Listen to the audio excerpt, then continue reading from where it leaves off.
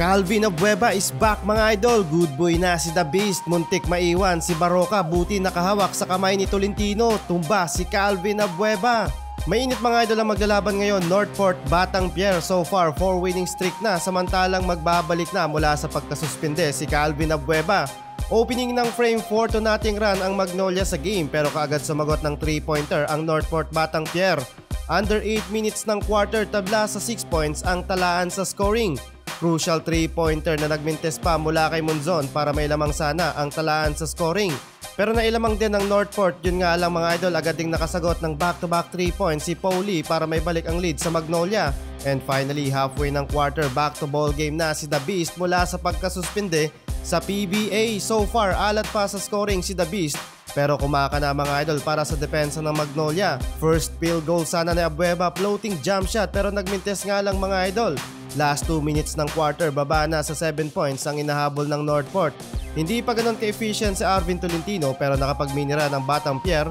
And the first quarter, 22-23. Second quarter, buhat mode si Ronde Hollis Jefferson Jr. para sa Northport. So far, 12 points and 2 rebounds na sa game. Under 7 minutes ng quarter, first field goal ni Arvin Tolentino at nakasabit pa ng foul. Balik mga idol sa Northport ang kalamangan with up by 7 points, samantalang frustrated si Mark Barroca na agawan na fake pa at gusto pang makipag-holding hands kay Arvin Tolentino. Frustrated mga idol ang Guardia, scoreless pa sa game with 0-5 field goal.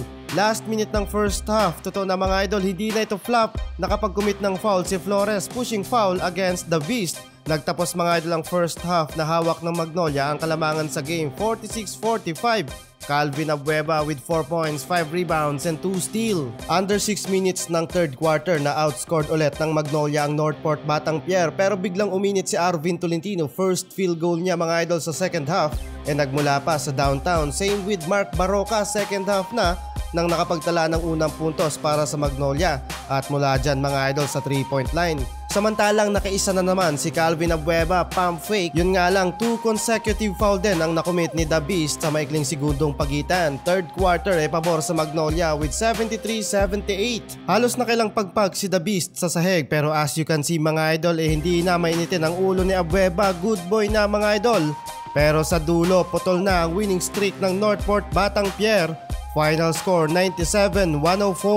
Ang video na to ay hatid sa inyo ng 1xBet. Habang nanonood ka ng mga laban ng basketball mapa NBA, PBA at iba pang liga ng basketball sa buong mundo, ay pwede kang tumaya dito at manalo ng limpak-limpak na papremyo. Kung gusto niyong tumaya at gumawa ng account ay i-click lang ang link na nasa comment section, gamitin ang iyong phone number or email at ilagay mo na din ang ating promo code na JLTV1X para sa mas mataas na tsansang manalo. Maaari ka ding makatanggap ng 6,000 pesos bonus sa una mong deposit via GCash o ibang cash-in method. Hindi lang sa sports pwedeng tumaya, meron ding esports at iba pang game. Paalala lang mga idol, keep it fun and gamble responsibly.